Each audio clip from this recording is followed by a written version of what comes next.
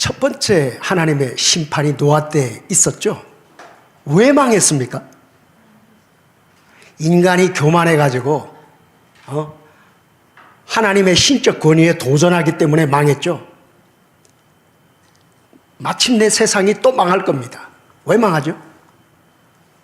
마찬가지로 세상이 갈수록 인간이 교만해져서 하나님을 대적하는 것 때문에 하나님의 심판이 임하는 것입니다.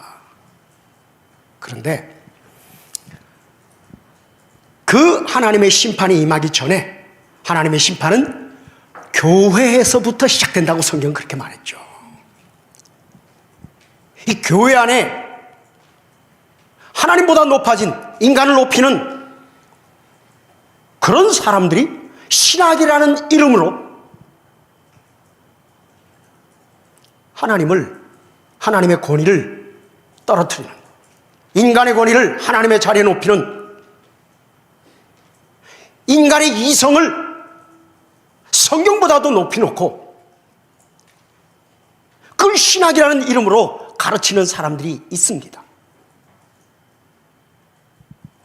이런 것을 보면서 우리는 말세가 됐구나, 하나님의 심판의 때가 가까웠구나 하는 생각을 더욱 하게 됩니다. 하나님의 심판은 교회 안에서부터 이루어질 것입니다.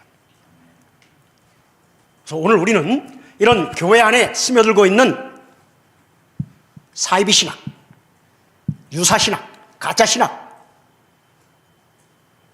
하나님의 권위를 도전하는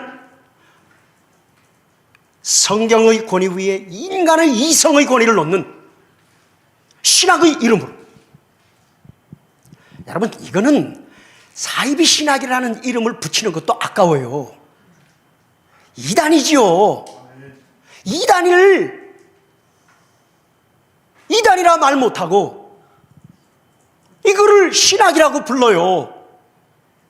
여기에 질질 끌려서 신학생들이 끌려가면 되겠습니까? 교회가 여기에 질질 끌려가면 되겠습니까?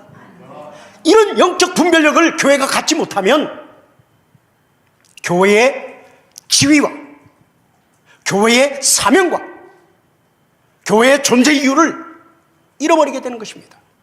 그것이 신학교 안에서부터 이런 끔찍한 일이 일어난다는 것은 얼마나 안타까운 일입니까?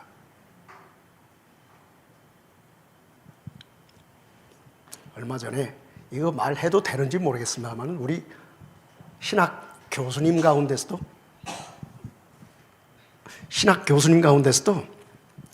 동성애는 난 개인적으로는 반대한다. 그런데 내 자녀가 동성애자로 커밍아웃하면 그건 자유 아니냐, 인권이다. 만약에 그럼 당신의 자녀가 남자인데 성전환 수술을 하겠다. 그럼 어떻게 하냐? 그거 인권이다, 자유다. 난 동성애는 찬성하지 않지만은 그건 인권이다, 자유다. 어떤 교수님은 사도신경을 고백하면 안 된대. 왜? 사도신경에 예수님의 생애가 없기 때문에 사도신경을 고백하면 안 된대.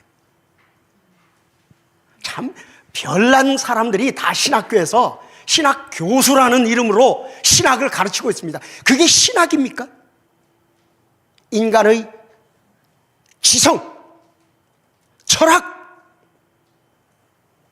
인간의 이성의 똑똑함, 성경보다도 인간의 이성을 더 높이는 신학이 아니죠. 우리는 그것을 저는 이단이라고 부르고 싶지만 신학이라고 그러니까 그냥 봐줘서 그냥 유사신학 이렇게 부릅시다. 사이비 신학. 여러분 사이비 목사 그럼 뭐예요? 제가 원래 약사예요. 사이비 약사 그러면 가짜란 말이죠. 사이비 신학, 가짜 신학입니다. 신학이라는 이름을 도용하고 있는 거죠. 사실은 잘 봐줘야 철학입니다. 그거를 신학교 안에서 이렇게 이야기하니까 그걸 그냥 신학이라고 그러는데 사람들이 신학이라고 불러요.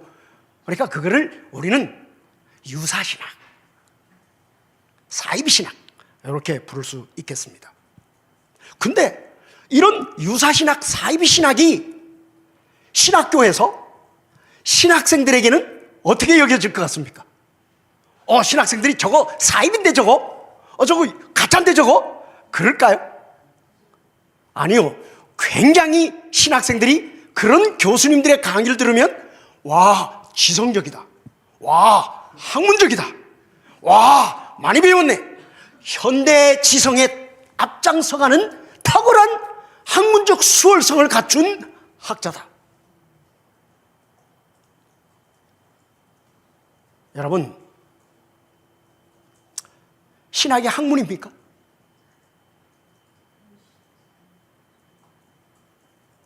신학은 학문이 아닙니다.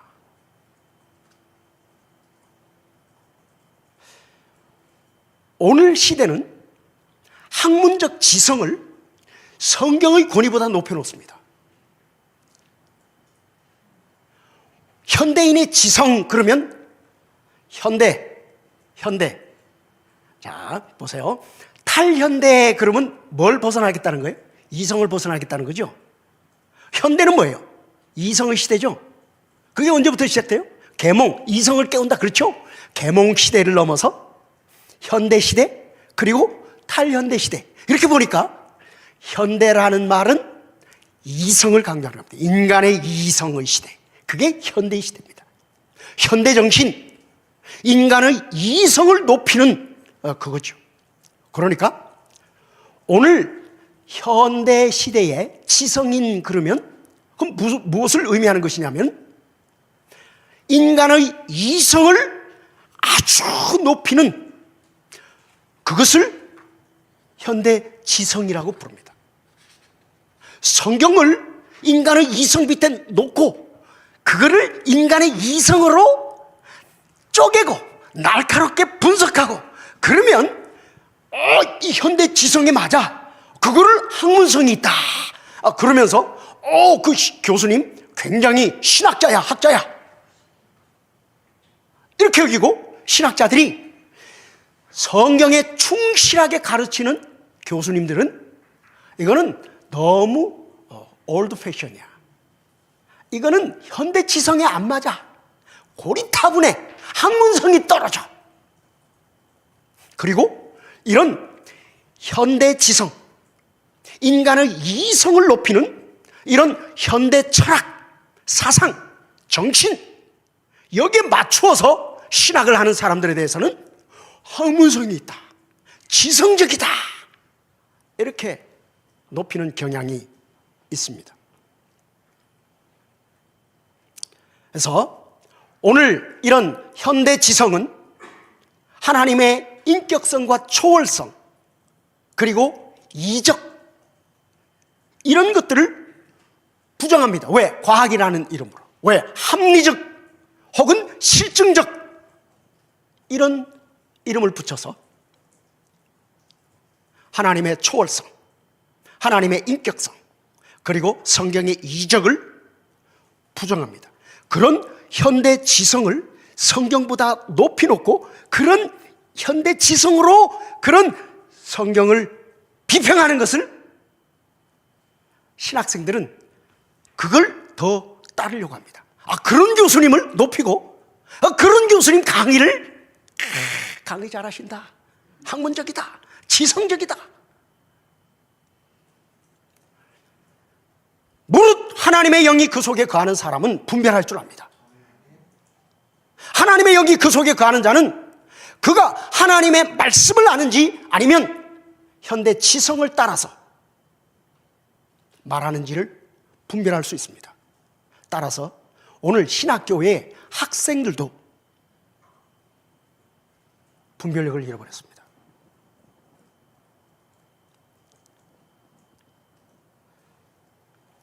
저는 늘 우리 학교 학생들에게 말합니다. 신학교를 지키는 것은 교수가 아니다. 학생들이다. 학생들이 영적 분별력을 가지고 깨어서 어떤 신학 교수가 사이비 신학을 하는지 정말 정통 신학을 하는지 분별을 하고 거기에 신학생들이 맞서고 그런 사이비 신학을 하는 교수의 강의를 거부하고, 이것이 신학교 안에서 일어나야 합니다. 신학교는 신학생들이 지킵니다. 신학생들이 깨어야 합니다. 신학생들이 영적 분별력을 가져야 합니다. 교수는 학교가 함부로 못 잘라요. 이게 신학교가 직영하고 교육부와 관계없으면 교단의 신학의 다른 걸 가르치면 잘라도 돼요. 그런데 이게 교육부 관할이 돼 있기 때문에 못 잘라요. 그러니까 한번 교수로 임용되면 이거는 어려워요. 그러면 이걸 어떻게 해야 되냐? 신학생들이 대적할 수밖에 없어요. 신학교는 신학생들이 지켜야 합니다. 그래서 우리가 신학교를 일깨워야 돼요. 이 신학교 안에 이런 성수협 동아리들이 많아져야 합니다. 그래야 성수협이 성공할 수 있습니다. 이게 우리가 외친다고 해서 이 사이비 신학 가르치는 교수님들이 바뀔 것 같습니까? 없어질 것 같습니까? 어렵습니다. 그런데 신학교 안에서 신학생들이 일어나면 이거는 영향력이 큽니다. 벌써 우리 학교도 벌써 우리 성수협이 딱 뜨니까 분위기가, 경계하는 분위기가 싹 감돕니다. 위협을 받는다 이거죠. 의식이 된다 이거죠. 신학교는 신학생들이 지켜야 합니다. 그래서 우리 성수협이 신학교들마다 생겨야 합니다. 그래야 신학교를 지킬 수 있습니다. 우리가 아무리 겉으로 외쳐도 이 교수님들에게 영향을 줄 수 있는 것은 신학생들밖에 없어요. 가장 큰 영향을 줄 수 있습니다.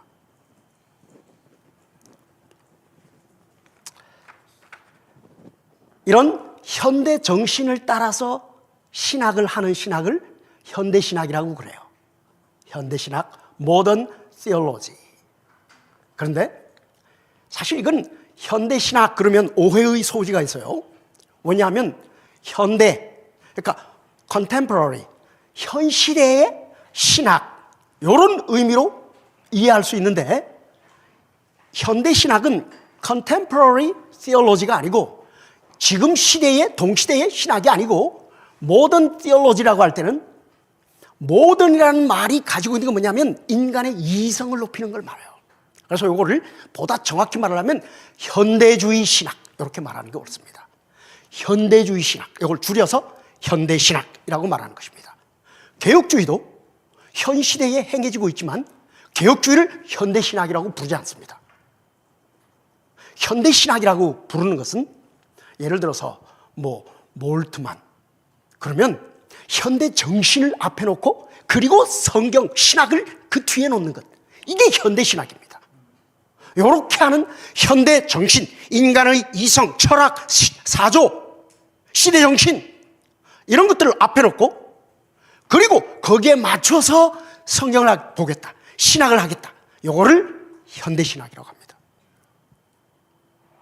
이 현대신학을 우리가 후기 기독교 신학이라고도 부릅니다. 후기 기독교 신학, Post Christian Theology, Post Christian Theology. 그러니까 후기 기독교 시대의 신학, 그게 현대신학입니다.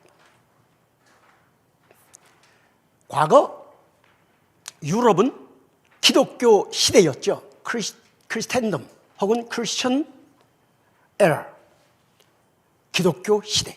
그러니까 오랜 동안 유럽은 종교, 그러면 기독교 하나밖에 없었죠. 그리고 기독교의 신앙이 사람들의 정신뿐만 아니라 삶의 방식까지 큰 영향을 미쳤죠. 인구의 대다수가 기독교인이고, 기독교 밖의 다른 종교는 이교도라고 불렸죠. 그런 시대를 기독교 시대라고 부릅니다. 유럽은 오랜 동안 기독교 시대를 지났죠. 근데 지금 유럽은 더 이상 기독교 시대가 아닙니다. 이제 기독교 인구는 전체 인구의 5%를 넘지 않습니다. 기껏해야 2, 3% 정도 됩니다. 이제는 기독교인 그러면 옛날에는 절대 다수였죠. 지금은 기독교인이 소수입니다. 소수자입니다. 오히려 이슬람이 기독교인보다 더 많기도 합니다. 이제는 길거리에서 기독교인입니다 라고 하면 어쩌면 조롱의 대상이 될 수 있습니다. 길거리에서 기독교인으로서 복음 전도를 하면 사람들에게서 눈총을 받습니다.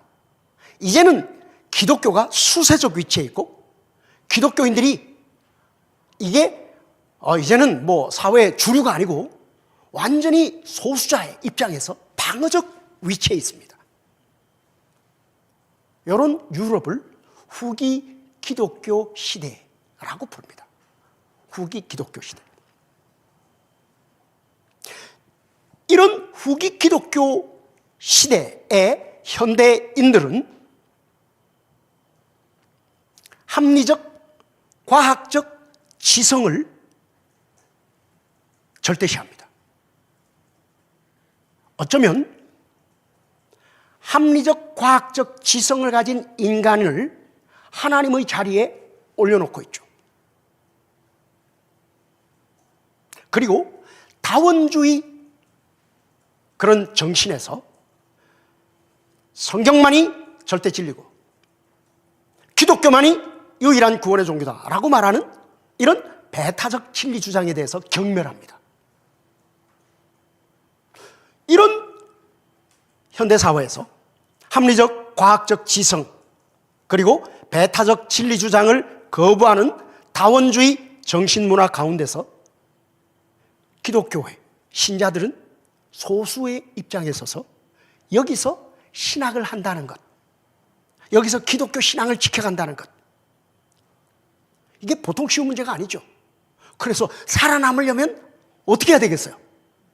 그러니까 여기에 맞추려고 하게 됩니다. 더 이상 기독교 시대에 만들어졌던 전통적인 신학, 그런 전통적인 신앙 고백, 여기에 매여서는 현대인들에게 기독교는 전혀 어필하지 못한다. 따라서 이런 현대 정신에 맞춰가야 된다. 이게 뭐예요? 합리적 신앙, 합리적 신학, 과학적 신앙, 과학적 신학 타협하게 되죠.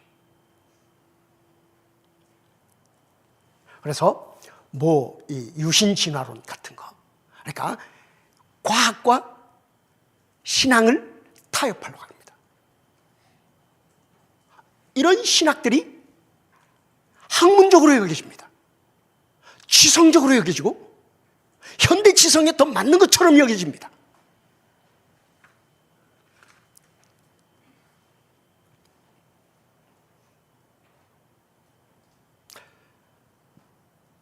이런 맥락 속에서 성경 비평 신학이 신학자들 가운데 학문의 주류로 등장하게 된 것입니다.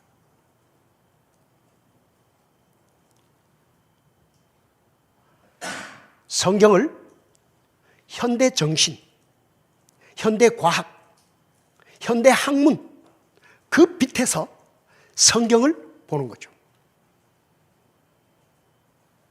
이렇게 성경을 해설해 주니까, 이렇게 신학을 하니까 현대인들에게 신앙과 현대정신, 성경과 과학, 이 사이에 갈등을 겪던 신자들이 이거 답이 되겠네 이거. 그래서 그리로 갑니다.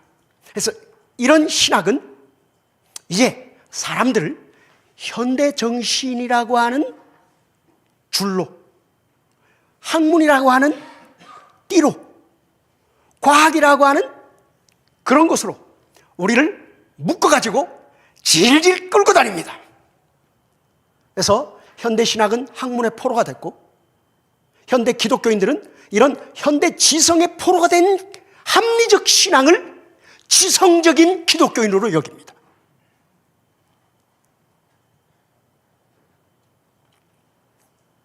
그래서 이 성경이 영감된 하나님의 계시의 말씀이다, 오류가 없다, 이렇게 믿고 성경을 그대로 믿고 신앙 고백하고 그렇게 살아가는 사람들에 대해서는 현대 정신에 안 맞는, 뭔가 조금 덜 떨어진, 그거를 그냥 좀 쉽게 말하면 개독, 답이 없어. 이것들은, 개독들은 답이 없어.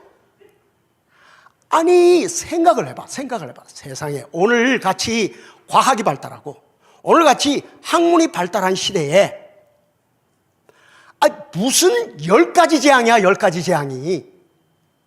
그거는 과거 과학이 발달하기 전에 화산 폭발이 일어났는데, 그 화산 폭발을 과학적 현상으로 설명 못하던 그 시대 사람들이 그거를 10가지 재앙으로 그렇게 말한 거지. 오늘날 과학적으로 그거 다 설명이 돼. 홍해를 건너? 아니, 애굽에서 나온 장정만 60만 명이야. 그러면 여자들, 아이들, 노인들 다 합치면 적어도 한 200만 명이 되는데, 200만 명이 바다가 쫙 갈라지더니 그 사이로 난 길로 건너가고, 그리고 건너자마자 바다가 탁 합쳐졌대.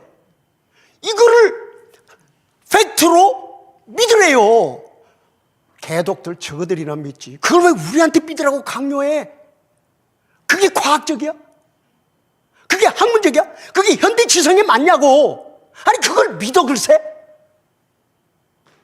아니, 무슨 신이, 아니, 그 남자 여자 이런 생식 방법을 통하지 않고 무슨 동정녀를 통해 가지고 신이 인간이 되어 왔다고.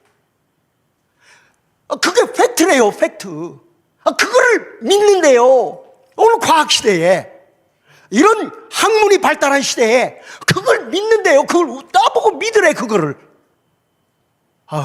개독들은 답이 없어. 아니, 무슨 죽었다가 살아났대요. 뭐 무리를 걸었대 또.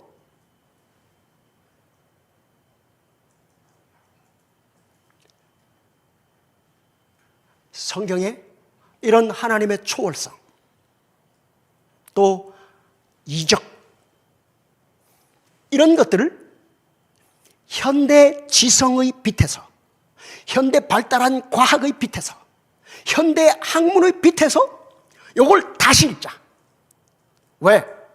이 성경은 학문이, 과학이, 현대 지성이 발달하기 전에 신화적 세계관을 가지고 살았던, 그 학문이 발달하기 전에 그런 시대의 사람들이 쓴 거 아니야.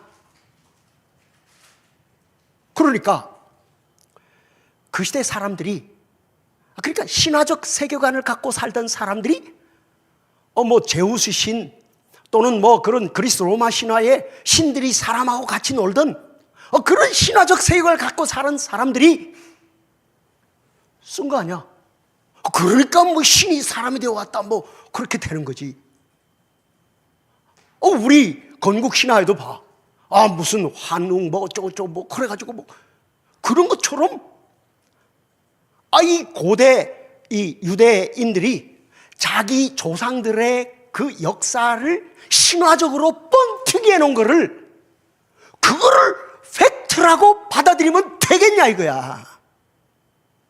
그러니까 오늘 학문이 발달했고 과학이 발달했고 인간 정신이 발달한 시대에 성경을 여전히 옛날 사람들이 쓴 그 우리 세계관과 전혀 맞지 않는 이 현대의 세계관, 합리적, 실증적, 학문적, 과학적 세계관에 맞지 않는 그런 사람들이 쓴 거를 오늘 현대 지성을 가진 사람들이 그걸 무비판적으로 그 팩트야라고 받아들이면 그 얼마나 무식한 짓이냐 이거지.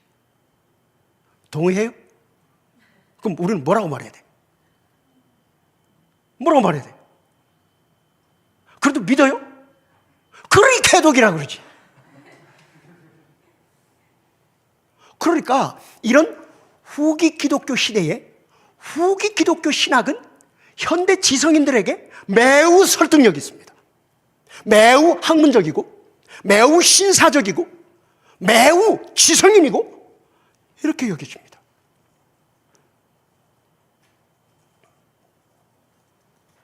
그래서 신학이 이런 현대 지성에 맞추어서 변모하게 되어집니다. 이게 현대 신학입니다. 그러니까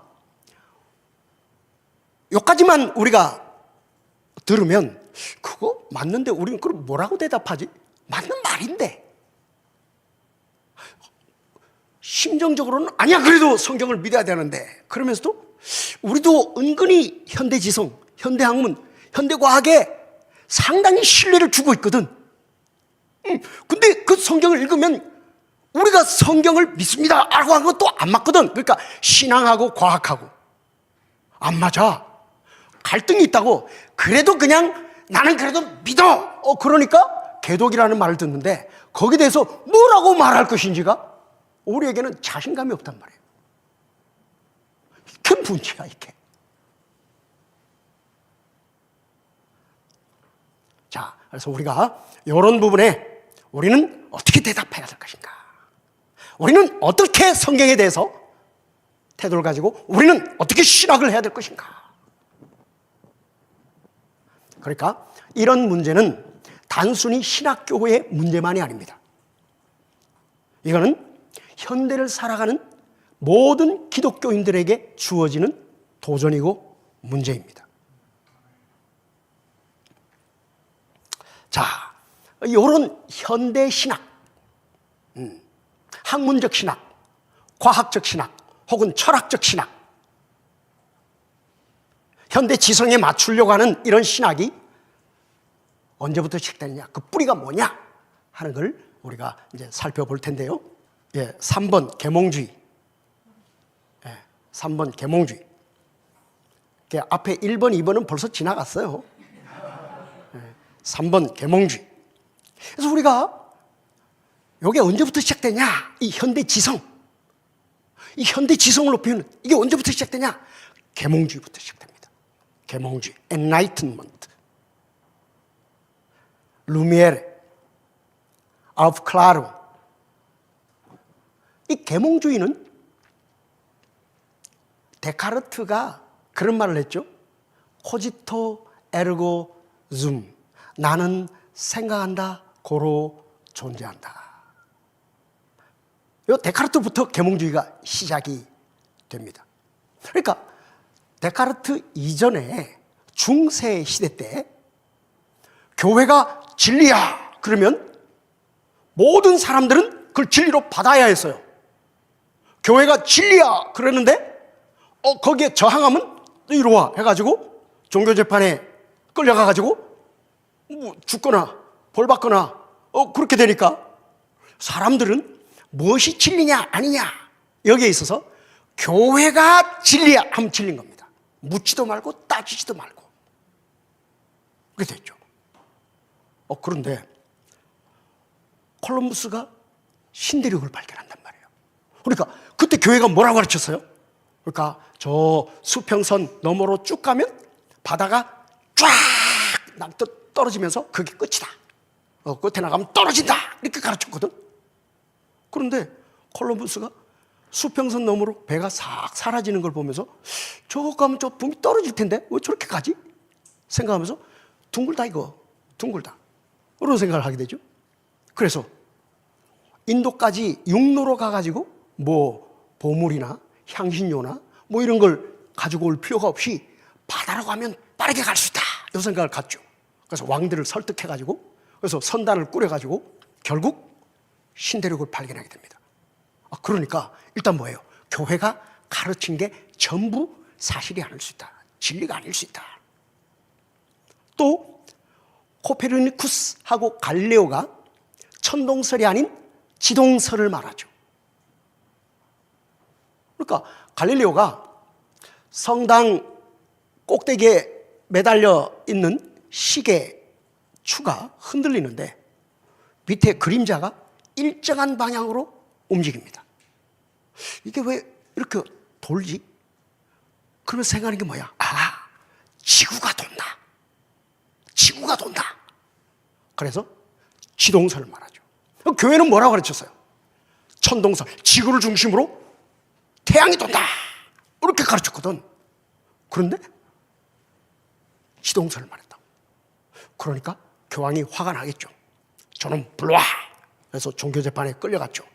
갈릴레오 보고 너희놈 교회가 가르치는 대로 너 그들 믿을래 아니면 죽을래? 그러니까 갈릴레오가 이번만 살려주시면 제가 다시는 그런 말 안 하겠습니다. 그래 살려줄 테니까 다시 그런 말 하지 마 하고 내보내줬어. 근데 탁 나오면서 혼자 중얼거리는 거지. 그래도 지구는 도는데 뭐. 뉴턴이 자기 집 앞마당에 사과나무가 있는데 그 사과는 언제나 밑으로만 떨어져. 왜 위로는 안 가지? 왜 밑으로만 떨어지지? 이걸 생각하면서 만유인력의 법칙을 발견하게 되죠. 모든 질량을 가진 물체는 서로 땡기는 힘이 있다. 질량이 크면 땡기는 힘이 더 크기 때문에 지구 질량이 사과 질량보다 훨씬 크기 때문에 사과는 항상 지구로 떨어진다. 이런 일련의 과학적 발견들은 사람들로 하여금 교회의 가르침이 다 진리가 아닐 수 있겠네.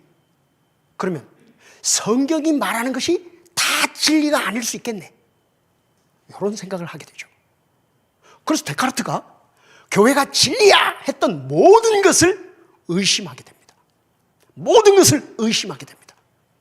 그런데 의심하면서 의심할 수 없는 한 가지 사실은 뭐예요? 내가 의심하고 있다. 그게 뭐예요? 내가 의심하는 주체는 이성이거든. 이성. 그러니까 이성은 틀림없이 존재하는 거야. 그러니까 나는 생각한다. 그 이성. 고로 나는 존재한다. 그게 코지토 에르고 줌이라는 말이죠.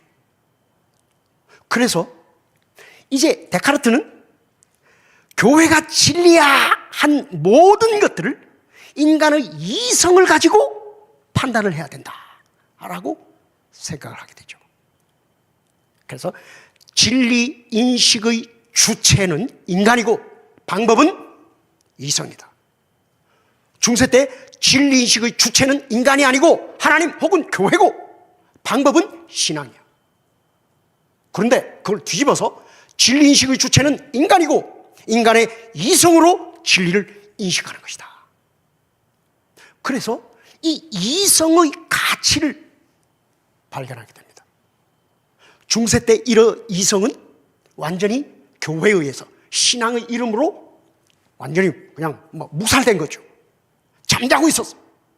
그래서 이제는 이 잠자는 이성을 깨우자. 그게 계몽이에요. 잠자는 이성을 깨우자. 그래서 이런 계몽주의에서는 이 무슨 바다 끝에 툭 떨어진다든지 또는 이거 교회가 가르치는 이적이라든지 바다가 갈라졌다든지 이런 합리적이지 않은 이성에 맞지 않는 이런 기독교의 전통 어떤 그런 가르침 이런 것들은 이 이성의 빛에 비추어져서 어둠이 밝혀져야 되고 그래서 어둠 가운데 있는 이성이 깨어나야 된다. 이렇게 주장하게 되죠. 그래서 이성을 가진 인간은 주체적으로 이거를 진리를 파악해야 된다. 그러니까 이성을 가진 인간은 무슨 성경, 교회, 신앙, 하나님 이런 데 매여서는 안 돼. 근데 매이지 말고 자유해라. 그래서 거기서부터 하나님, 교회, 성경, 전통적인 신앙 고백 이런 데서부터 자유. 인간이 결정하는 것이다. 이런 생각을 갖게 되죠. 그래서 이제 새로운 진리 인식의 방법론이 등장합니다. 세속적인 그런 진리 인식의 방법론이 등장하는데 그게 두 가지예요.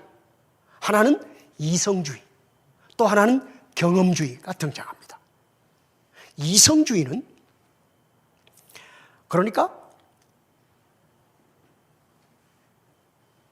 선험적 이성이라는 말을 써요. 선험적 이성, 경험 이전의 이성. 그러니까 염산하고 그 중조, 강알칼리 이거를 섞으면 뭐가 나와요? 소금하고 물이 나와요. 이거를 화학식으로 하면 HCl 플러스 NaOH 하면 NaCl 플러스 H2O가 나와요. 요거 이렇게 화학식으로 이렇게 하면 이렇게 된다. 요거는 이성주의야. 근데 실제로 비커에다가 염산을 따르고 그 다음에 NaOH를 따르고 그래서 섞어. 그러면 밑에 하얀 게 가라앉고 뜨죠? 염산을 비커에 딱 부으면 하얀 연기가 탁 올라옵니다. 그거 냄새 맡으면 코가 엄청 따갑고 눈이 따갑고 거기다가 쇳덩어리 넣으면 녹아요. 그거 마실래? 그럼 누가 마시겠어? 안 마시지. 강알칼리? 마찬가지예요. 화장실 가면 암모니아 냄새도 독한데 그보다 더 독한 그 NaOH 그거 냄새 맡아봐. 그거 거기다가 또 뭘 집어넣어 녹아. 마실래? 누가 마셔? 근데 그거를 딱 섞어. 그 밑에 하얀 게 생겨. 위에 맑은 게 뜨죠. 선생님이 하얀 거 가라앉은 걸 딱 떠가지고 먹어볼 사람 그러면 누가 먹겠어 그거? 선생님이 먹으려고 그러면 애들이 기절하지. 그러지? 먹어. 죽나 안 죽나 봤는데 안 죽어. 소금이거든. 위에 뜬 거는 물이거든. 그러니까 독일의 이성주의는 이렇게 HCl 플러스 NaOH 하면 전기 분해하면 H 플러스 Cl 마이너스 그 다음 Na 플러스 OH 마이너스 이렇게 해서 플러스 마이너스 합쳐서 NaCl 더하기 H2 이렇게 나온다. 이렇게 하면 이성주의. 영국에서는 비커 가지고 해가지고 맡아봐 먹어봐. 이건 경험주의. 그래서 독일에서는 이성주의가, 영국에서는 경험주의가, 이게 서로 새로운 인식론, 학문방법론으로 대립하게 됩니다. 그래서 서로 경쟁을 해요. 그때 등장한 사람이 임마누엘 칸트죠. 그래서 칸트가 이 경험주의와 이성주의를 그걸 갖고 뭘 합치면 되지. 그래서 합쳐놓습니다. 그게 칸트의 논리 실증주의입니다. 논리 이성에 맞아야 된다. 실증주의 경험에 맞아야 된다. 이게 칸트의 철학적 인식론이 됩니다. 논리 실증주의. 그래서 칸트는 순수 이성 비판이라고 하는 그런 주장을 했죠. 순수 이성 비판. 그러니까 이거를 이제 보면 이제 좀 설명을 할게요. 철학적 인식론의 시작은 그리스 철학부터 시작합니다. 그리스 철학. 그리스 철학은 처음에 자연주의 철학부터 시작합니다. 자연주의 철학. 그러니까 이 세상에 뭔가가 생성, 변화, 소멸, 생성, 변화, 소멸 이런 걸로 막 가득 차 있어. 생성, 변화, 소멸. 그러니까 강아지가 자라더니 새끼를 낳고 그것도 죽고 새끼를 낳고 막 참 생성, 변화, 소멸. 자, 도대체 뭐가 이러지? 이걸 생각하는 겁니다. 뭐가 이러지? 그러면서 어떤 사람은 그거 물이 그러는 거야. 아니 불이 그러는 거야. 아니 공기가 그러는 거야. 아니 원소가 그러는 거야. 이걸 자연주의 철학이라고 그럽니다. 뭐 가장 여러분이 흔히 알기로는 탈레스, 그죠? 탈레스. 자연주의 철학자들. 그래서 이 자연주의 철학자들이 아테네 시내를 다니면서 내가 뭔가를 안다. 내가 철학자다. 소피스트, 소피아. 지혜, 소피스트, 애지자. 그래서 자기가 그런 지혜를 뭔가 이걸 안다 이거 안다. 이거 막 잘한다. 이런 가운데 어떤 한 사람이 딱 나타났어요. 그 사람이 누구냐면 누구예요? 소크라테스. 소크라테스가 나타나가지고 물어보는 거죠. 네가 아는 게 뭐냐? 물어보니까 그건 말이야 막 이런 거야. 그래가지고 그건 또 어떻게 되는데? 이렇게 몇 번 말하면 모르겠다 이렇게 말하거든. 그러면 소크라테스가 뭐래? 바보야, 바본 줄 알아라, 바보야. 그게 너 자신을 알라. 바본 줄 알아라, 바보야. 그 뜻이에요. 이걸 무지의 지라 그래. 무지의 지. 바본 줄 알아라, 바보야. 그러니까 사람들이 소크라테스를 붙잡고 묻겠죠. 그럼 네가 아는 건 뭐냐? 그랬더니 야, 이 바보들아, 이게 보이는 것 말고 보이지 않는 것도 있다 이거. 그러니까 현상과 초월, 이렇게 나눠놓게 되죠. 현상과 초월. 그래서 초월의 영역이 있다. 초월의 영역. 그거 어떻게 하냐 물어보면 야, 영혼으로 보면 보인다. 근데 이 영혼은 소크라테스에게 이성이에요. 이성. 자연적 이성. 이성. 영혼으로 보면 보인다. 그래서 소크라테스를 영혼 철학자라고 불러요. 영혼 철학자. 칼빈은 기독 강요에서 저 거듭나지도 않은 인간이 어떻게 자연적 이성을 가지고 이 초월의 영역에 대해서 안다고 말하는, 야, 저건 대단한데, 이렇게 인정을 해주기도 합니다. 어쨌든 소크라테스가 이걸 얘기했어. 여기에 이거의 원인이 있다. 이거의 원인이 있다. 플라톤이 그 제자가 스승이 영어로 보면 보인다 그랬으니까 보인다. 헬라어로 이데인이에요. 이데인. 거기서 이걸 이데아라고 부른 거지. 그럼 모르니까 그냥 이데아라고 부른 거야. 이데아. 그러니까 예를 들어서 뭐 개, 바둑이, 멍멍이, 메리, 독구, 쫑 그러면 여기에 개의 원형이 있는 거지. 개의 원형. 그걸 우시아라고. 우시아. 개의 우시아가 있어. 개의 우시아가. 그래서 여기에 바둑이, 멍멍이, 메리, 독, 쫑 이런 게 태어나고 자라고 또 뭐 새끼 낳고 죽고 그런 거야 이게. 그래서 플라톤은 여기서 이걸 봐야 된다 이렇게 말한 것이고, 아리스토텔레스는 아니 이게 여기 들어와서 이걸 한 다음에 그럼 여기 들어온 거를 네 개의 원인으로 찾자. 그래서 4원인설을 말합니다. 그러니까 진료인, 강아지를 만들려면 강아지 진료인, 그 다음에 형상인, 강아지 모양을 만드는 형상인, 그 다음 움직여야 되니까 작동인, 그 다음에 목적인. 이게 아리스토텔레스의 4원인설이에요. 4원인설. 여기 들어와 있다 그지. 그러니까 여기서 이걸 보자 이거지. 여기서 이걸 보자. 이렇게. 이걸 플라톤식, 이걸 아리스토텔레스식 이렇게 말합니다. 이거를 중세 기독교에서 신학을 하는 방법론으로 받아들입니다. 그러니까 여기에 하나님, 여기에 인간. 하나님의 절대 주권, 작정. 여기 역사 속의 인간의 책임. 이렇게 놓고 이렇게 말하면 존 둔 스코트, 스코티즘. 이렇게 보면 토마스 아퀴나스, 토미즘. 이렇게 하는데 왔는데 칸트에 이르러서는 자연적 이성. 우리는 자연적 이성이라고 부르지만 칸트는 이 자연적 이성이라는 말이 없어요. 그냥 이성, 우리가 볼 때는 자연적 이성이에요. 이성, 이 순수 이성은 이건 알 수 있는 대상이 아니다 하고 날린 것이 순수 이성 비판이에요. 그러니까 우리가 이성으로 알 수 있는 대상은 오로지 현상의 영역에 있는 것밖에 없고, 요거를 알 때는 이성과 경험을 한다. 논리 실증주의. 그게 계몽주의 인식론이 됩니다.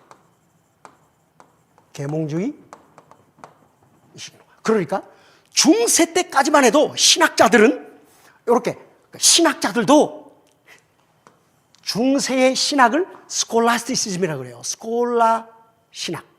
스콜라 신학이 뭐냐? 이런 그리스 철학의 요 자연적 이성을 가지고 이렇게 놓고 초월 현상 이렇게 놓고 요거를 이성을 가지고 논리적으로 설명하려고 한 거예요. 그러니까 이렇게 설명하면 요게 안 맞고 이렇게 설명하면 요게 안 맞아. 그게 중세 싸움이에요. 그랬는데 이 칸트는 인간의 이성으로 알 수 있는 대상은 이건 아니야, 요거밖에 아니야 라고 말해버린 거지. 요걸 날려버렸어.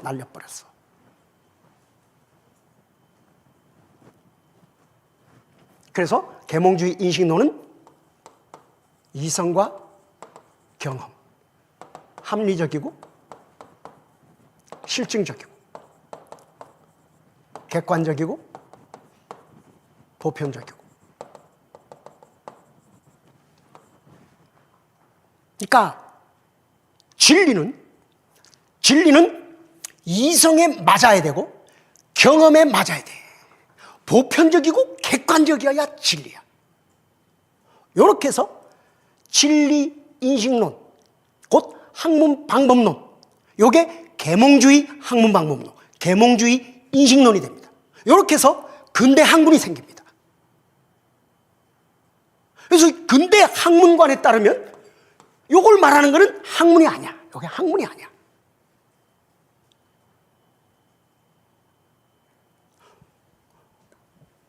그러니까 여기에 따라서 이제 뭐 자연과학이 발달하죠. 뭐 생물학, 물리학, 화학, 뭐 이런 자연과학이 발달하고 다시 이런 계몽주의 인식론이 사회과학 영역에도 적용되어져서 이런 학문 방법론으로 자연과학, 사회과학 이 학문들이 발달하게 됩니다. 그게 현대 학문이 되죠. 그러니까 현대 지성은 뭘 학문이라고 보냐? 합리적이어야 돼. 객관적이어야 돼. 그리고 실증적이어야 돼. 보편적이어야 돼. 그래야 학문적이야. 그러니까 이게 학문 방법론인데, 학문 방법론.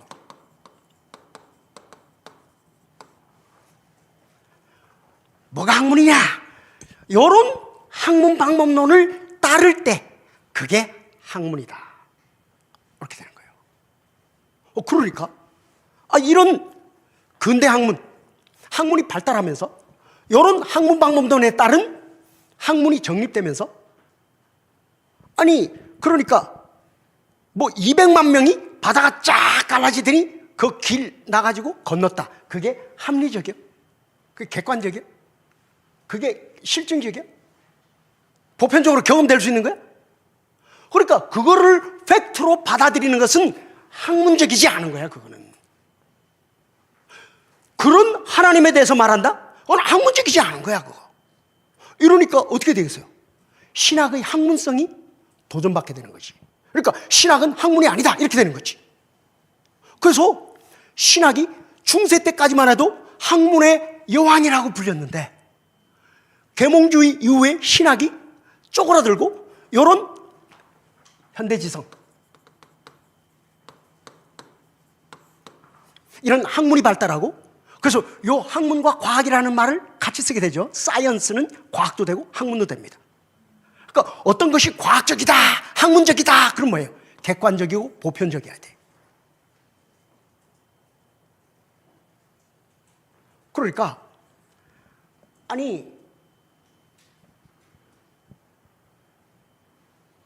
여러분이 기도할 때 하나님께서 성령으로 여러분의 마음속에 내주하시고 주시는 위로와 평안과 그 내적 확증과 이런 거 있죠? 그런데 우리는 경험하잖아. 근데 그게 보편적으로 경험돼요? 안 되잖아. 우리는 그게 이해가 돼. 성령이 우리에게 알게 하셔. 근데 그들에게는 객관적으로 이해가 돼?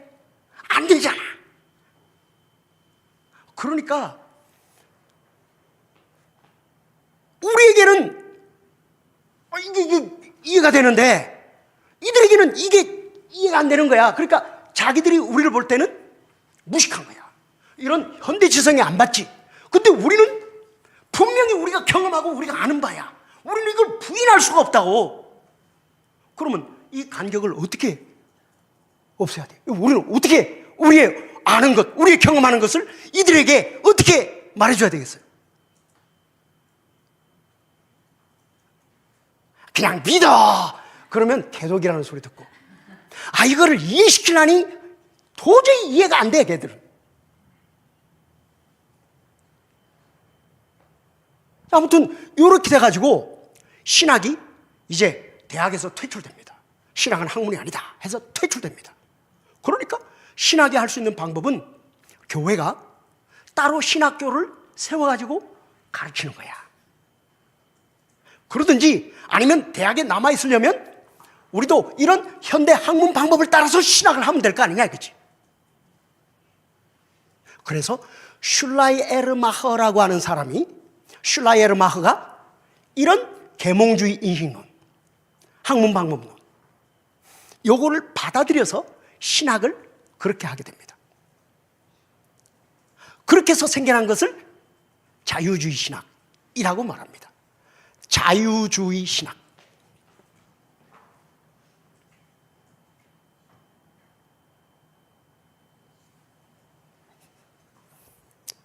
자유주의 신학.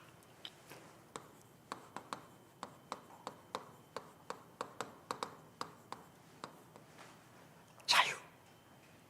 이게 뭐예요? 해방. 그래서 해방신학. 진보. 자유, 해방, 진보, 혁명. 이거 서로 통하는 말이에요, 이게. 그러니까 이게 뭐냐 하면은 계몽주의라고 하는 것. 계몽주의 혹은 현대주의. 요거는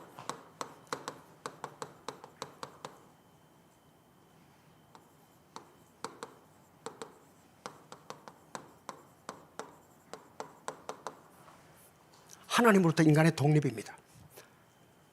피터 게이라고 하는 미국의 그 문화 비평가가 있습니다. 그분이 계몽이란 무엇인가 하는 그 계몽의 계몽주의의 성격을 드러내는 책을 썼는데, 그 책에서 계몽주의의 근본적인 성격은 인간의 하나님으로부터의 독립선언이에요.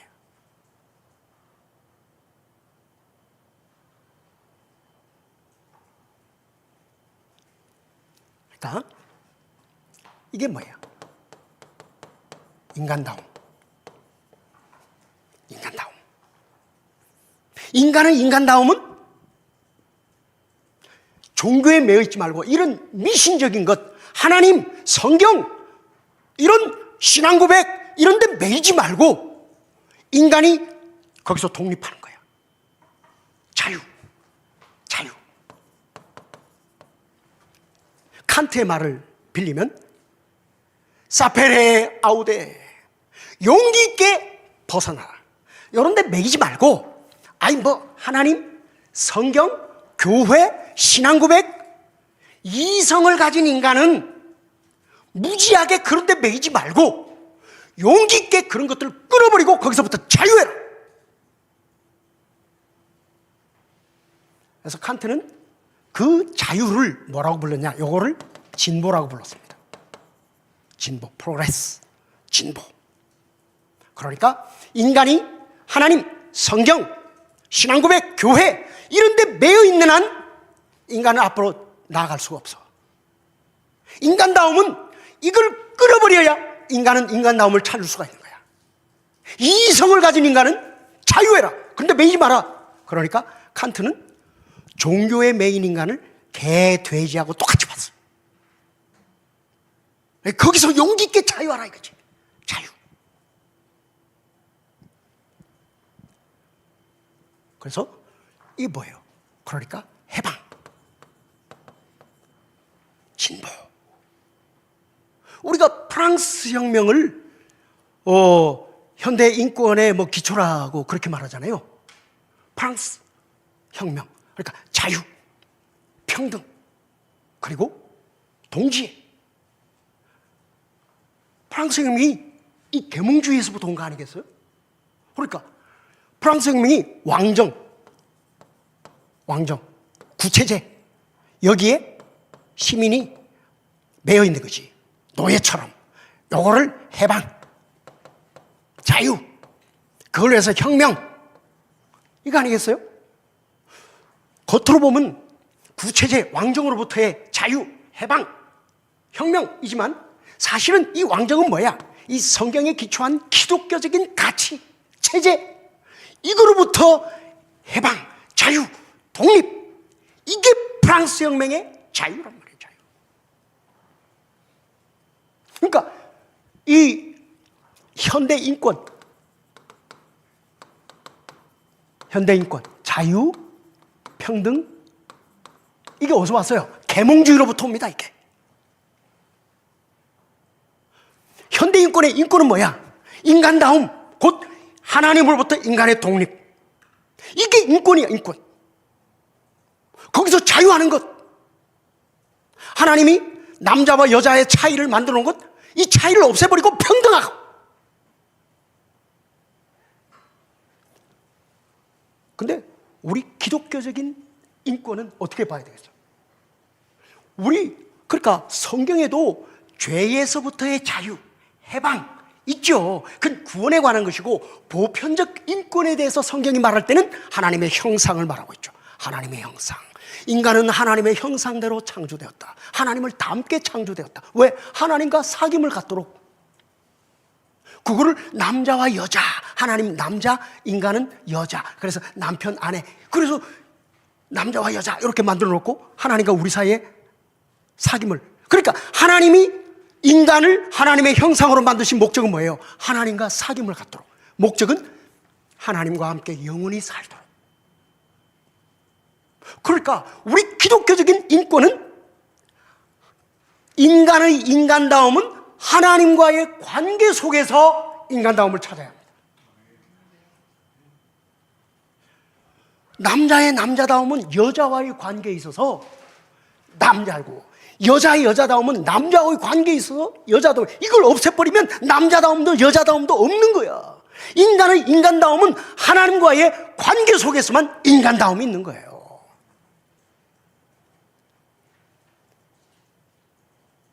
자유도 하나님이 제정해 놓으신 질서, 우리를 위해서, 우리의 행복을 위해서 하나님이 제정해 놓으신 그 질서 속에서 강압에 의하지 않고 자발적으로 그걸 지킬 때, 이게 인간의 자유야. 물고기가 물 밖에 나가서 육지에서 내가 살고 싶다 해서 하나님이 제정해 놓으신 걸 끌어버리고 물 밖에 나오면 행복하겠어요? 그게 물고기다우면 되겠어요? 그러니까 이 계몽주의에 바탕한 프랑스 혁명, 거기에 바탕한 현대 인권의 인간다움은 결국 뭐야? 하나님으로부터의 독립, 하나님이 메워놓으신 것 끌어버리고 자유, 그리고 하나님이 제정해 놓으신 그런 차이를 없애버리고 평등. 거짓이에요. 거짓 인권입니다. 다 이 계몽주의에서 오는 거예요.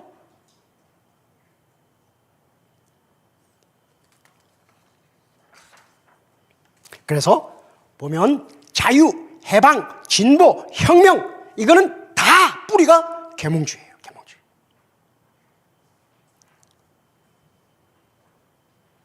우리 기독교인은 이런 거짓 인권, 이런 잘못된 자유, 평등, 여기에 동의할 수 없습니다.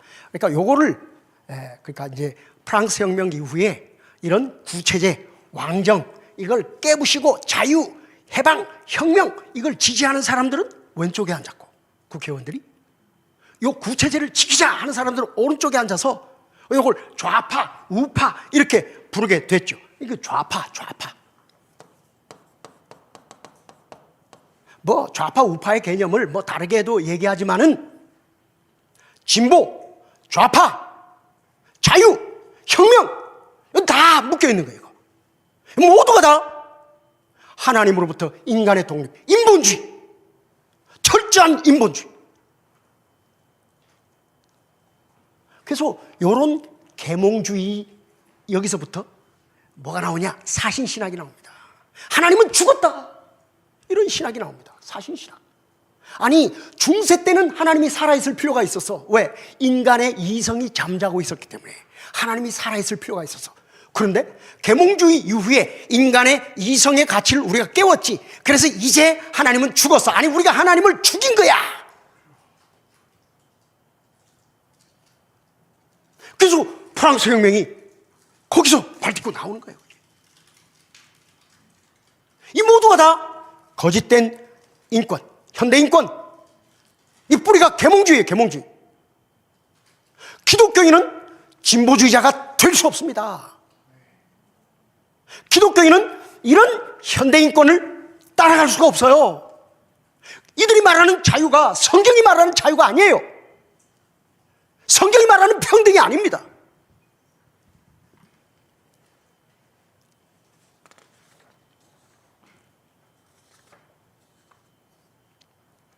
에이 슐라이르마흐가. 그래서 이런 몇 시까지 해야 돼요? 끝내야 됩니까? 아, 예, 예. 뭐 하라는 대로 하겠습니다. 더 해도 되고 뭐 저는 슐라이르마흐가 그래서 이런 계몽주의 인식론, 학문방법론, 인본주의, 인간의 정신 이걸 강조하는 것을 신학의 방법론으로 받아들입니다. 그리고 처음 시작하는 게 뭐냐면 복음서의 예수를 연구하기 시작합니다. 복음서의 예수. 그러니까 복음서의 예수 보면 뭐 무리를 걸었다. 아니 그러니까 그게 합리적이야? 그게 실증적이야? 아니 그러니까 여러분이 사람들을 배 태우고 바다나 호수나 나가가지고 뛰어내려 걸어 그러면 다 빠져 죽어. 믿습니다 안만 해도 빠져 죽어. 그거 시험하면 안 돼. 그거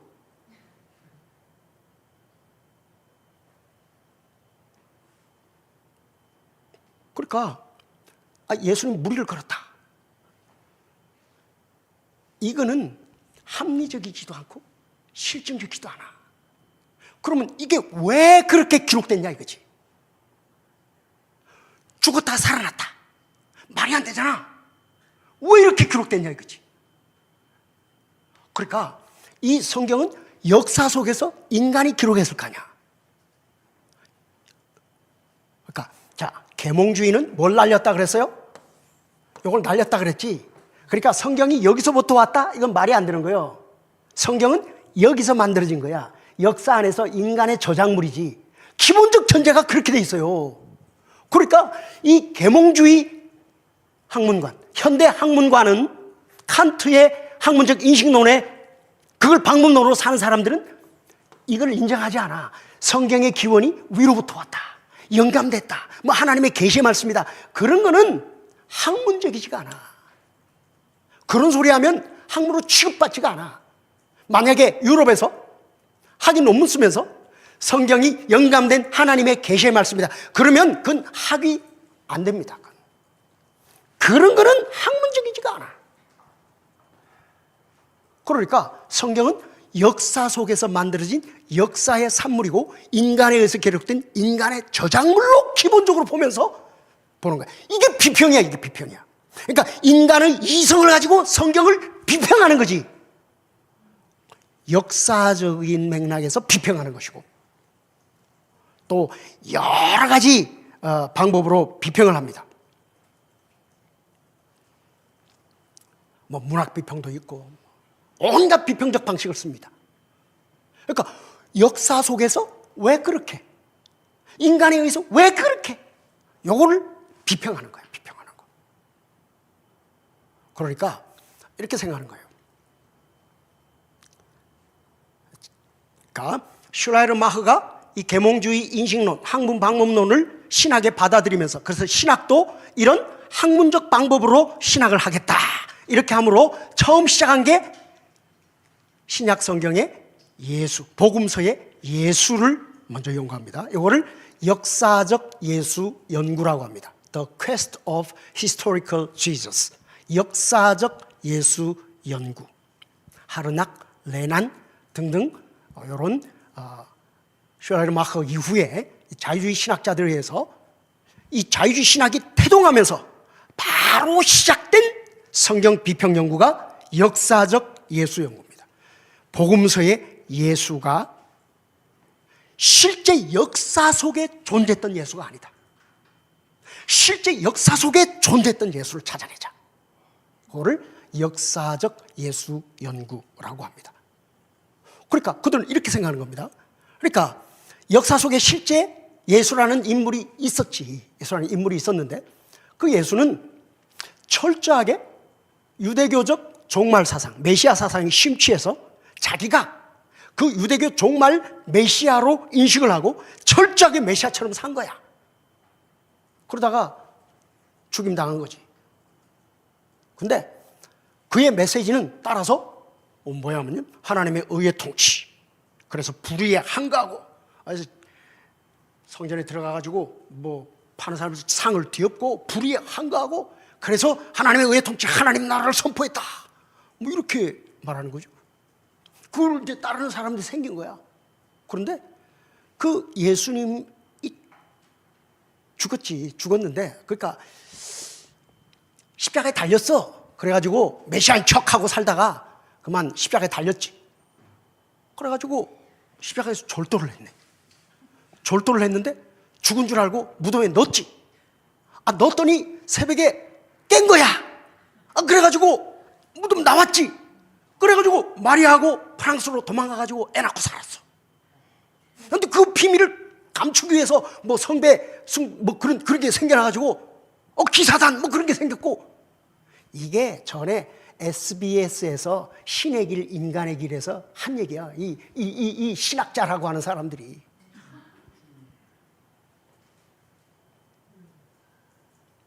그러니까 실제 역사 속에 존재했던 예수는 어느 달밤에 시원한 호숫바람이 쐬고 싶어서 갈릴리 호숫가로 거닐었는데, 야, 이게 달빛에 예수님의 그림자가 호수에 쫙 비치는 걸 보면서 나중에 제자들이 그걸 회상하는 거야. 회상하면서, 야, 그때 우리 예수께서 호숫가를 거닐 때 그때 참 아름다웠지. 그랬지.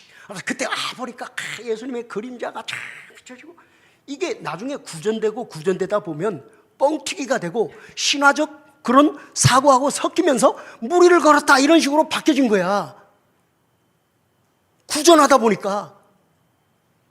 그러니까 우리가 말 돌리기 게임을 하면 지금 누가 전화를 받고 나갔다 이렇게 말을 돌리면 나중에 돌아올 때는 누가 전화 받고 나갔는데 집에서 뭐 누가 쓰러졌는데 뭐 혈액형 뭐가 불량한데 뭐 이런 식으로 돌아온다고. 그러니까 돌리면 돌릴수록 길어지겠어, 짧아지겠어? 길어지지. 그러니까 예수님에 대한 이야기가 있으면 긴 게 원본에 가깝겠어, 짧은 게 원본에 가깝겠어? 짧은 게. 그러니까 마가복음이 다른 복음서의 똑같은 기록 보면 마가복음이 작거든. 그러니까 마가복음이 먼저 기록됐고 누가나 마태는 그걸 보고 편집한 거야. 그러니까 마가복음에 없는 게 마태복음에 있어. 그러면 그건 뭐야? 마가복음에 없는, 그건 모르니까 큐. 그러니까 마가복음하고 큐 자료하고 섞어서 편집한 거야. 그러니까 이게 뭐예요? 문서설, 편집설, 이렇게 되는 거예요. 그래서 역사 비평, 편집 비평, Historical Critical Method. 그래서 구전됐다. 그 구전되다 보니까 뻥튀기가 됐고, 그 뻥튀기 된 문서들을 누군가가 편집한 거야. 그래서 복음서가 된 거야. 따라서 우리가 그걸 역순으로 쫓아가면 역사 속에 실제 있던 예수를 찾아낼 수 있다. 이렇게 해서 예수에 대한 연구부터 시작합니다. 그래서 기독론에서 예수님의 신성을 부정해버리고, 그리고 예수님의 메시지가 영적 초월적 하나님 나라가 아니고 이 땅에 이루어지는 하나님 나라, 이걸로 바꿔버립니다. 다시 이런 복음서의 예수 연구는 신약 성경 전반으로, 그리고 다시 구약 성경 전반으로, 그래서 이런 역사 비평적 방식으로 성경을 연구하게 됩니다. 따라서 모세 오경도 편집된 거야. 그러니까 언제 편집됐냐? 포로기 이후에. 그러니까 이스라엘 백성들이 포로로 잡혔다가 돌아온 다음에 누군가가 편집한 거야. 그러니까 하나님이, 한 사람이 썼으면 하나님의 이름이 하나로 나와야지. 왜? 엘로힘이 나오고 야훼가 나오고 그래. 그러니까 엘로힘이라는 하나님의 이름을 쓴 문서가 있고 야훼라는 하나님의 이름을 쓴 문서가 있어. 그걸 누가 편집했으니까 그게 섞여 나오는 거지. 그 다음에 이제 그래서 처음에는 이 문서, 그 엘로힘 문서, 야훼 문서, 제2 문서 이렇게 하다가 그 다음에는 신명기 문서, 그 다음 제사장 문서, 이거 가지고 4개 문서를 누군가가 편집한 거야. 이스라엘 역사를 뻥튀기 하기 위해서. 이런 식으로 성경을 전부 다 역사 속에서 만들어진 인간의 저작물로 보고 해석을 하게 됩니다. 이게 성경 비평신학입니다. 그러니까 이 성경 비평신학은 성경이 영감된 하나님의 계시의 말씀이다 라고 하는 것은 아예 이건 머릿속에 둘 가치도 없어. 그렇게 존재하고 성경을 읽으면 그건 학문이 아니야. 그건 학문이 아니야. 따라서 이들은 성경 신학을 재정의하게 됩니다. 가블러라고 하는 사람, 이제 가블러, 바우어 그런 사람이 있어요. 가블러, 바우어. 이 사람들을 현대 성경 신학의 아버지라고 부르는데, 그러니까 이 사람들은 현대 성경 신학을 어떻게 정의하냐면, 이 사람들은 사실 현대 성경 신학이라고도 안 그래. 성서학이라고 그러지. 성서학. Biblical Theology라고 부르기보다는 Biblical Study라고 부릅니다. Biblical Study. 아이고, 참 이상해. 아니, 그러니까 여러분, 성경이 맞아, 성서가 맞아. 성경. 경은 캐논이라는 말이고, 서는 북이에요, 북. 캐논은 절대적 기준이라는 말이고, 북은 인간의 책이란 거야. 경서론 있잖아요. 그러니까 어떤 게 더 권위가 있어? 성경이 권위가 있지. 왜 성서 그래? 그러니까 자유주의 신학을 하는 사람들은 성경이라고 한 거고 굳이 성서라고 그래. 그런데 성경의 권위를 믿는 사람들은 성서라고 안 그래요. 성경이라고 그러지. 용어도 잘 써야 돼요.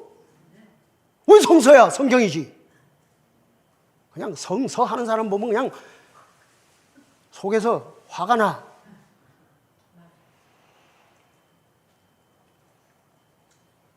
그러니까 성서학이라고 그래. 학문. 신학이라고도 안 불러.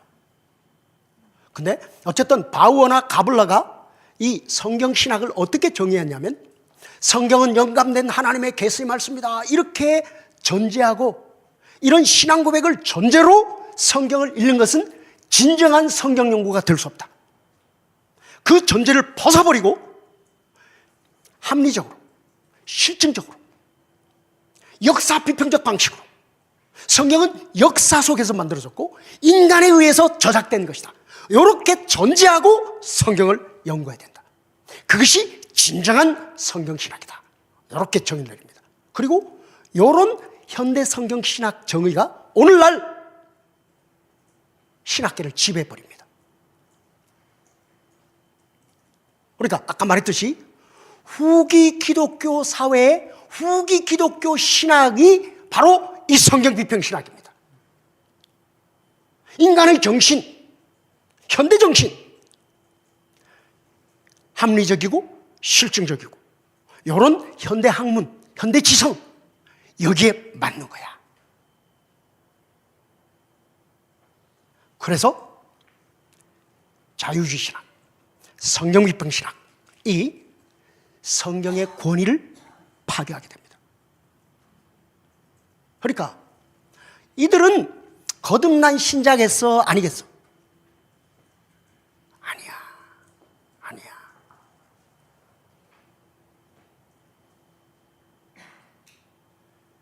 지금 신학교에서 유명하다는 그런 신학자들 천국에 가면 못 볼 사람들 많습니다. 제 후배 하나가 권수경 박사라고 있어요. 권수경 박사. 루이스 볼코 조이신학 번역한 사람. 권수경 박사가 예일에서 박사학위를 하고 왔는데, 권수경 박사가 저한테 그랬어요. 형, 예일의 유명한 성경 신학자들이 예수 안 믿어.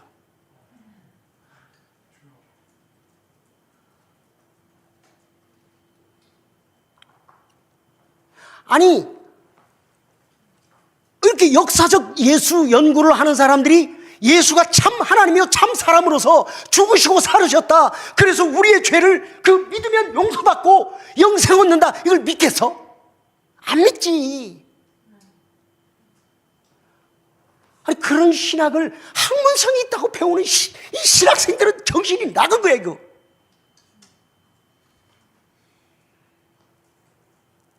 오늘날 신학교에서 이렇게 가르쳐집니다.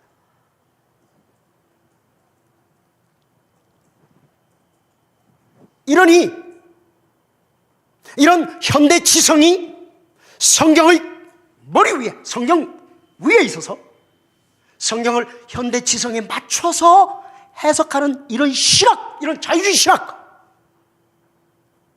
이런 신학자들은 현대 인권, 인간다움, 자유, 평등, 당연히 그거 따라가죠. 그러니 서구가 신학이 망해버리고 이런 거짓 현대 인권 이런 것들이 교회에도 들어오고 무너진 거예요, 다. 자, 그러면 우리가 시간이 없기 때문에 아주 짧게, 그러면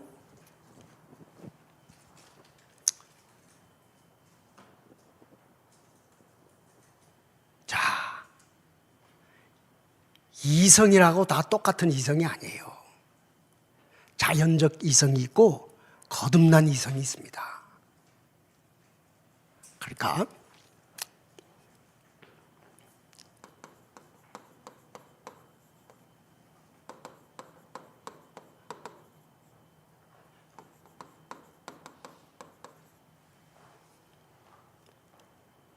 타락 전에 그냥 뭐 지성, 의지, 감성이 있지만 우리가 의지와 감성은 말하지 않고 그냥 지성만 갖고 이야기하겠습니다.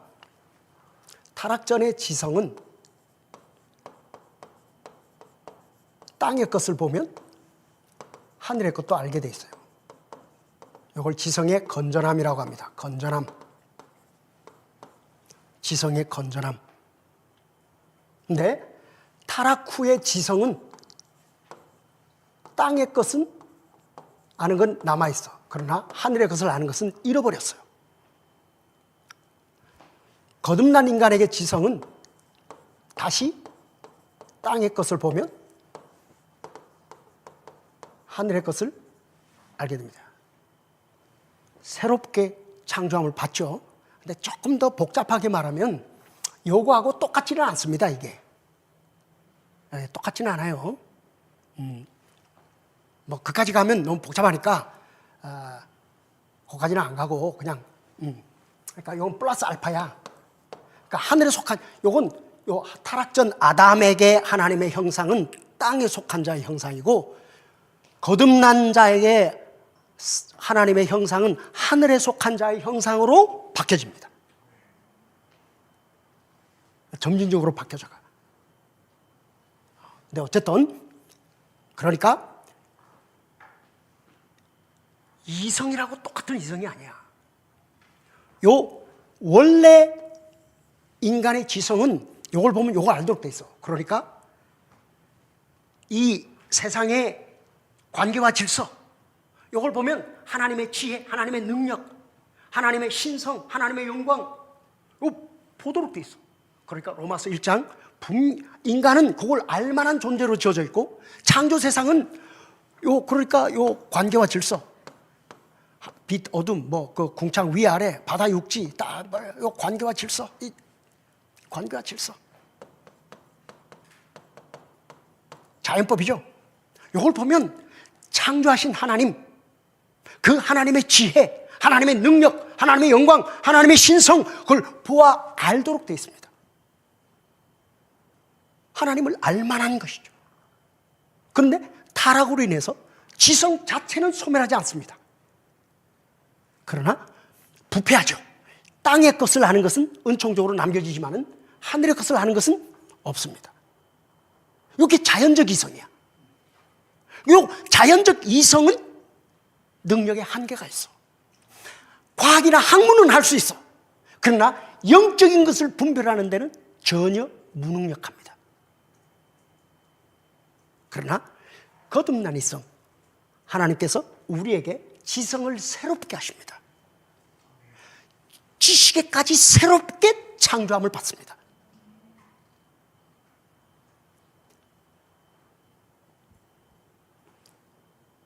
그러니까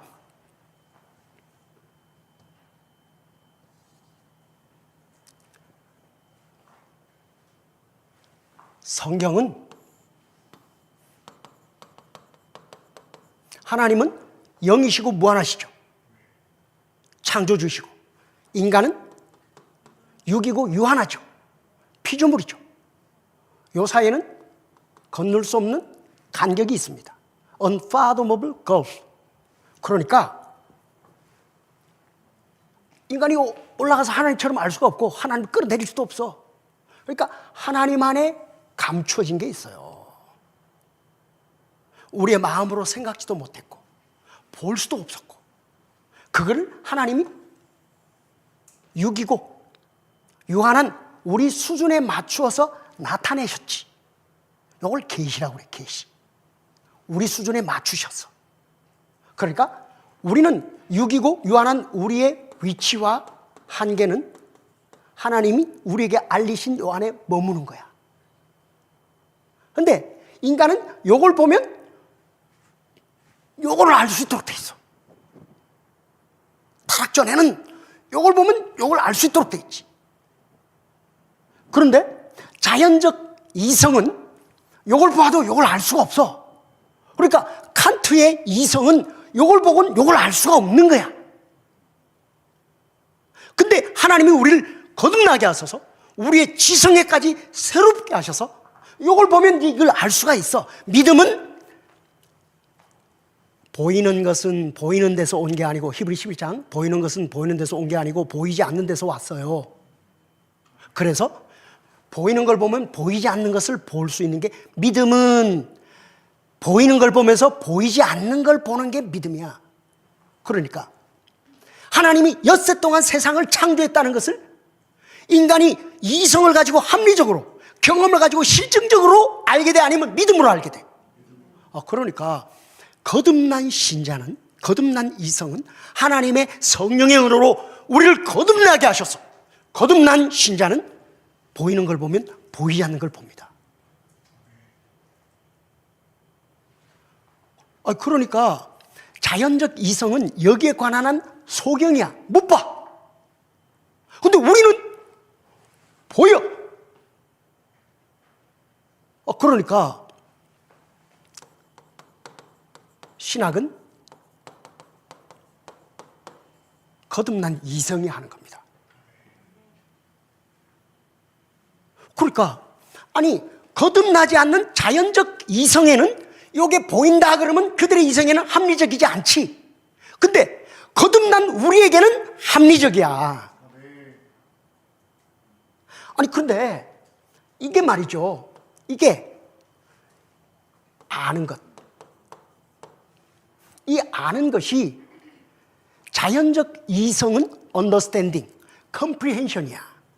알았다, 파악했다. 근데 우리 아는 것은 성령의 내적 확증이야. conviction이라고.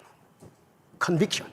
이건 단순한 understanding, comprehension이 아니고 이거는 conviction이야. 그러니까 자연적 이성이 안다, 그런 걸 머리로 파악하는 거야.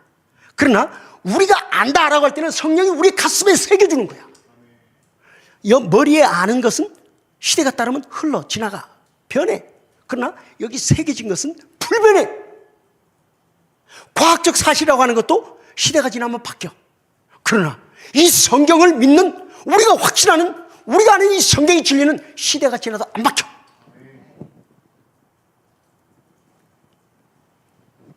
그러니까 이 학문, 어떤 것이 학문이라고 할 때는 학문 방법론, 학문 방법론을 가지고 있으면 학문입니다. 근데 이 자유주의 신학, 성경 비평 신학의 학문 방법론은 뭐죠? 이성과 경험인데, 자연적 이성과 경험이죠. 우리 거듭난 신자에게는 거듭난 이성이야. 그러니까 어린애가 어른처럼 알아들으면 못 알아들어. 못 알아듣지. 그러니까 요거는 성경이 뭐라고 말하냐면 어린아이와 같다 그러지. 이거는 장성한 자인 것이고. 그러니까 요 지혜로는 이게 아는 걸 알 수가 없어. 그러니까 지네가 보기에는 이성적이지가 않아. 미련하게 보여. 근데 우리에게는 이성적이야. 그리고 이게 어리석은 거야, 이게. 그러니까 이거는 하나님의 지혜, 이거는 사람의 지혜. 하나님의 지혜가 사람의 지혜는 어리석게 보여. 근데 사람의 지혜가 보면 하나님의 지혜가 어리석게 보여. 아니, 지네 이성으로는 모르는데 우리의 이성은 너무 분명한 거야. 아니, 니네 이성이 어린아이 같아서 모르는 건데.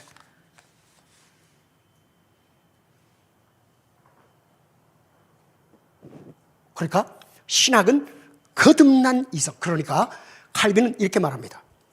성경이 영감된 하나님의 계시의 말씀이라는 건 뭐냐? 성령으로 거듭난 신자는 성령께서 성경의 권위를 내적으로 확정해 주신다. 그러니까 거듭나지 않은 사람은 성경의 권위를 인정하지 않습니다. 그러니까 자유주의 신학, 성경 비평 신학을 하는 사람들은, 만약에 거듭났는데도 그렇게 하는 자들은 칼빈은 이렇게 말합니다. 지식과 결합된 불신앙은 배도자다. 그건 사죄의 기회가 없다.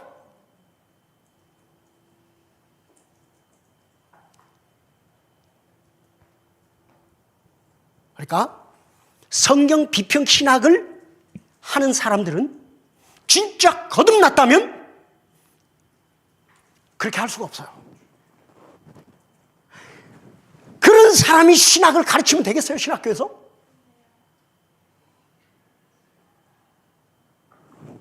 그들은 배도자입니다. 지식과 결합된 불신앙은 사죄의 기회가 없다.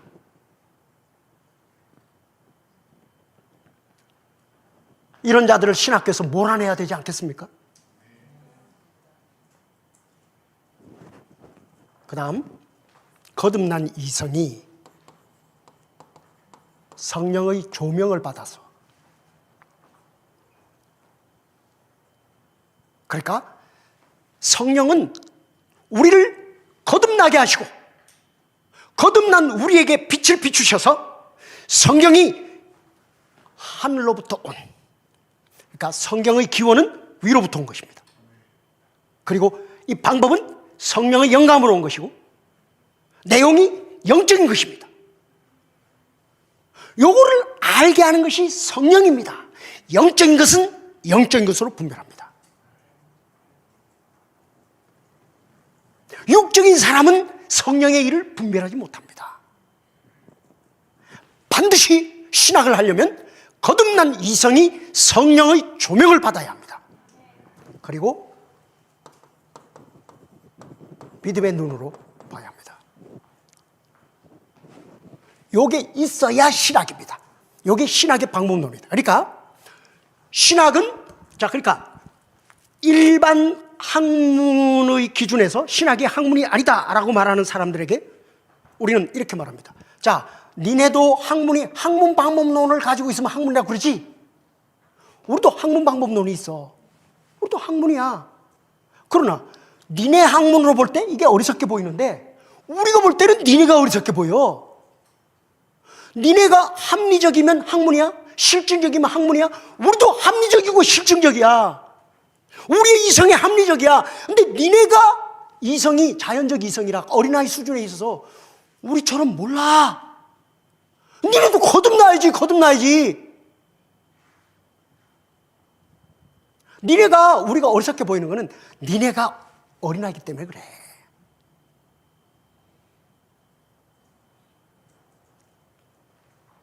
그러니까 하나님의 지혜, 인간의 지혜.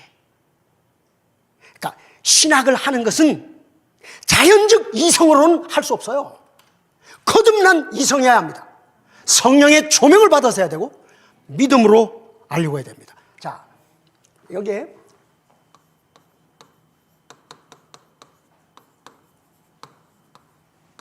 코지토 인식론이 있고 크레도 인식론이 있습니다. 코지토 인식론은 아까 데카르트가 뭐라 그랬어요? 코지토 에르고 줌 그랬죠? 코지토 에르고 숨. 그러니까 이건 뭐냐면 자연적 이성.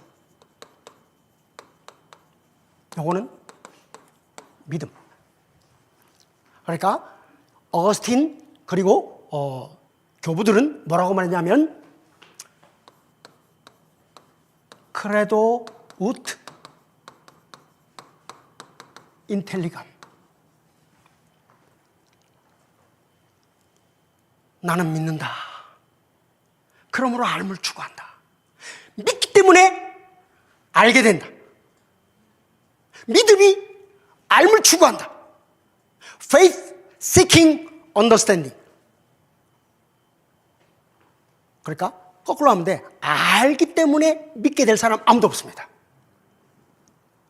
자연적 이성으로는 결코 알 수가 없습니다. 먼저 믿고 믿음으로 알게 됩니다. 이게 신학의 방법론이에요. 코지토 인식론은 신학의 방법론이 될 수 없습니다. 그런데 성경 비평 신학을 하는 사람들은 코지토 인식론으로 신학을 하려고 합니다. 우리는 크레도 인식론으로 신학을 합니다. 그러니까 그래도 웃자든지 믿음으로 알려고 하자. 이게 크레도 인식론이야. 그래도 웃자든지 믿음으로 알려고 하자. 믿음으로 알게 되나니. 그러니까 믿음을 인식론으로 쓸 수 있어 없어? 우리는 당연히 써야 돼. 그런데 요 학문 방법에서는 믿음을 인식론으로 쓰면 그 학문 방법론으로 인정을 안 해. 아니, 우리는 성령을 인식론으로, 신학의 인식론으로 써야 돼, 안 써야 돼? 써야 돼. 근데 이들은 영의 것을 알 수가 없어. 육에 속한 자는 영의 것을 알 수가 없어. 그러니까 거듭난 이성이라야만. 그러니까 이게 신학이라니까. 신학의 방법론이 있어요. 그러니까 니네가 말하는 학문 방법론을 따라서도 우리는 학문이야. 근데 니네 학문 방법론은 이거를 학문 방법론으로 안 쳐주는 거지. 모르니까. 근데 우리는 너무나도 확실해. 니네가 understanding, comprehension 하는 것보다 우리는 conviction이라니까. 그러니까 이 성경이 우리의 이성에는 너무나도 하나님의 말씀으로 확실해. 성령이 내적으로 증거해주고 있고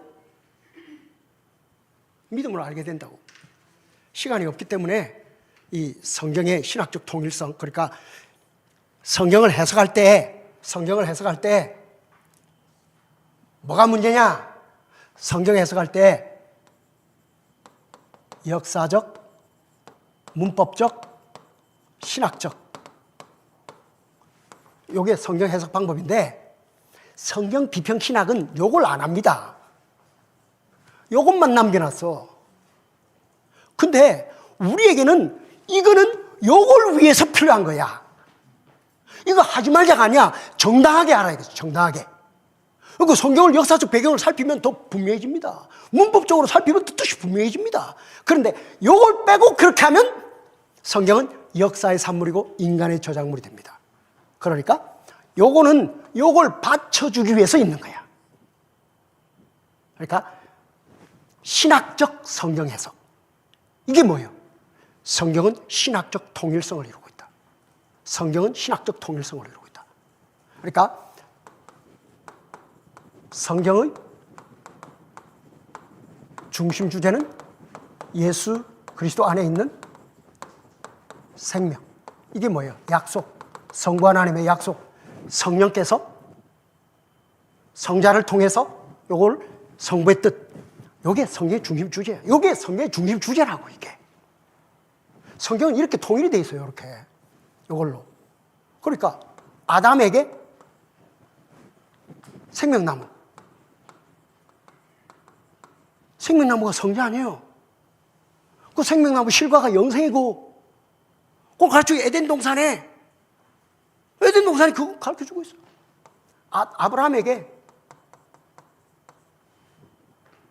네 씨, 갈라디아 3장 10절, 네 씨가 예수 그리스도야. 그 다음 모세에게 그 선지자, 그 다음 다윗에게 다윗의 자손, 그 다음에 선지자들이 오리라고 하면 메시아. 그래서 오신 분이 예수 그리스도, 하나님의 아들, 성자.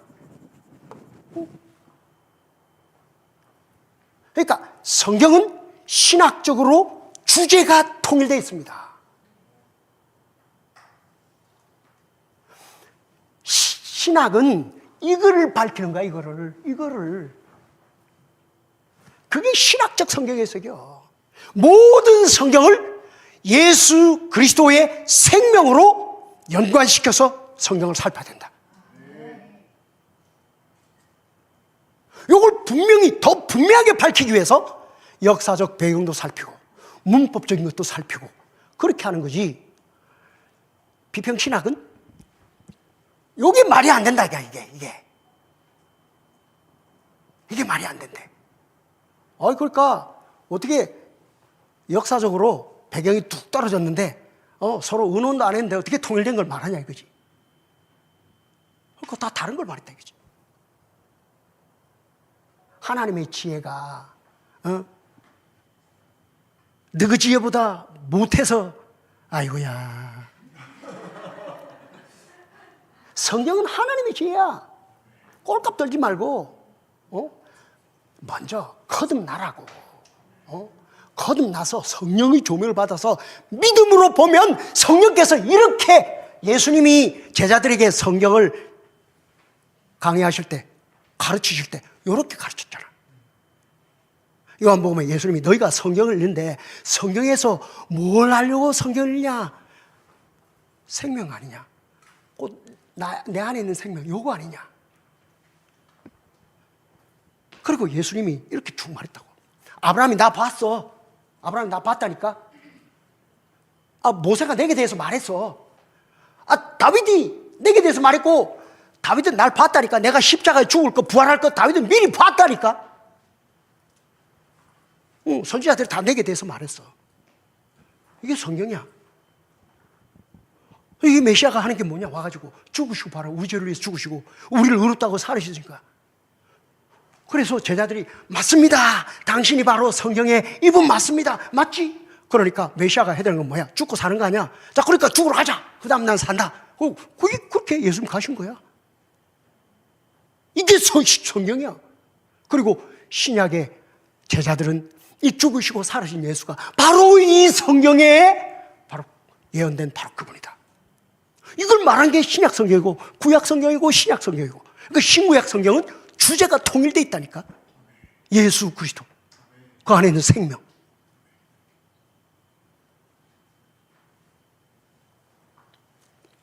자, 그래서 신학은 신학의 학문 방법을 따라야 합니다.